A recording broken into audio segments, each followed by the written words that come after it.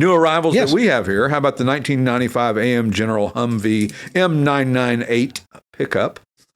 OD green. Is that olive drab? It's olive drab. OD green it is. over black. Redone from the ground up. 6.5 liter Navistar diesel V8 with a 4L80E 4-speed automatic transmission. Got them Rod Hall extended shocks. It's good for tall snow. Tall snow. It's apocalypse ready. It is neat. I mean, everybody should have one of these. I think you should. Just don't go through the drive-thru at the Burger King. At Dunkin' Donuts. You'll never get through. How about the 1964 Dodge Polara 4-door sedan? This is a great starter, classic car, something that's cool, something you can take the grandkids or the kids in to go get ice cream. This is medium tan metallic and light tan over taupe and tan. A lot of tans in there.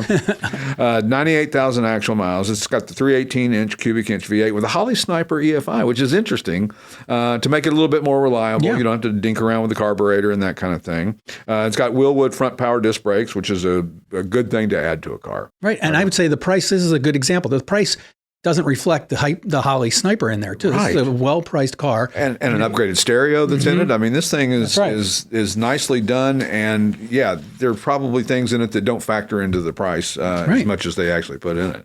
How about the 1956 Chevrolet Corvette Convertible? Cascade green and beige coves. Oh, Cascade green? Is that what it is? Cascade green, and it's got the beige coves over beige interior, long-term ownership. It's a date-correct 265 cubic inch V8 and dual Carter 4-barrel carbs. The dual quads. Date correct means it was an engine that was built around the time that this would have been built, and so it should work out fairly well in that respect. A Muncie M20, great colors, and it's got the hard top. So it's got two tops. It's got soft top and hard top. It's very nice. Next on the list, this is you talk about a great car.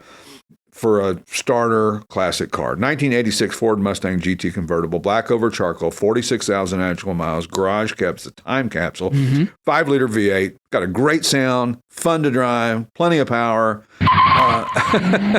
There it goes. There it goes. It just left. See? Is that automatic? And it's an automatic. It's automatic. Yeah. So you can enjoy a car like that, and they're fun to drive. Nice. And 86 is classic, you say? Classic. Unbelievable. How about the 1964 Chrysler 300 convertible?